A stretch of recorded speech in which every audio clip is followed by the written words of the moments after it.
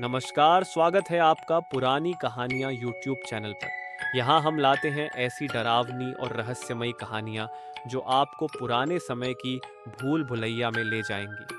हर कहानी आपको एक नई दुनिया में लेकर जाएगी, जहाँ डर, सस्पेंस और थ्रिल आपका इंतजार कर रहे हैं। अगर आप भी डरावनी कहानियों के शौकीन हैं, तो चैनल को सब्सक्राइब जरूर करें और जुड़े हमारे साथ इस सफर पर।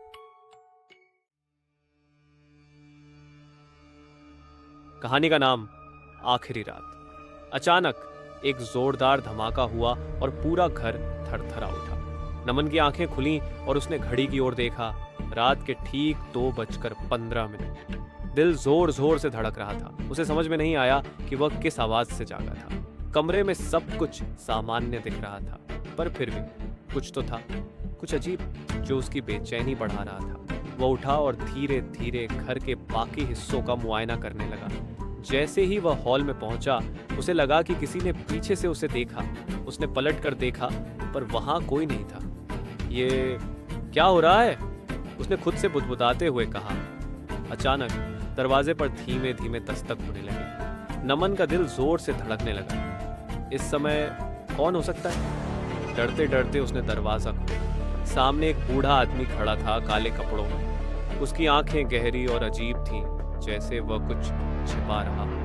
बूढ़े ने बिना कुछ कहे नमन को एक पुराना पत्र दिया और धीरे से कहा, तुम्हारे सवालों का जवाब यहीं मिलेगा। नमन ने कांपते हुए पत्र लिया। बूढ़ा बिना एक और शब्द कहे गायब हो गया। पत्र खोलते ही उसमें कुछ ही शब्द लिखे थे। रात के 3 बजे तक सब कुछ बदल जाएगा, तैयार रहना। नमन का सिर चकराने लगा। उसने फिर से घड़ी की तरफ देखा। अब रात के 2:30 हो चुके थे। वह क्या कर सकता था?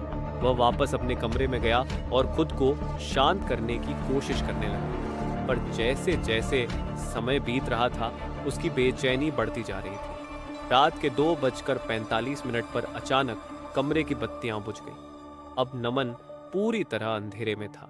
कमरे के किसी कोने से धीमी धीमी सरसराहट की आवाजें आने लगीं। कौन है? उसने हड़बड़ाते हुए पूछा, पर कोई जवाब नहीं आया। अचानक उस आवाज ने कहना शुरू किया, तुम बच नहीं पाओगे, ये आखिरी रात है। अब नमन की सांसें तेज हो गई थीं। वह भागकर बाहर जाने लगा, लेकिन जैसे ही उसने दरवाजा खोला, उसके सामने वही बूढ़ा आदमी खड़ा था। उसकी आंखें और भी डरावनी लग रही थीं। तुम्हारा समय खत्म हो चुका है, बूढ़े ने ठंडी आवाज में कहा। अचानक चारों ओर अंधेरा छा गया। नमन चीखने लगा, पर उसकी आवाज कहीं खो गई। सुबह हुई और नमन का शरीर घर के फर्श पर बेसुध पड़ा था। आसपास की चीजें बिखरी हुई थीं, पर सबसे ज्यादा डरावनी बात यह थी कि नमन के हाथ में एक पुराना पत्र था। उस पत्र पर वही शब्द थे, रात के 3 बजे तक सब कुछ बदल जाएगा। लेकिन अब घड़ी में समय था 2:15।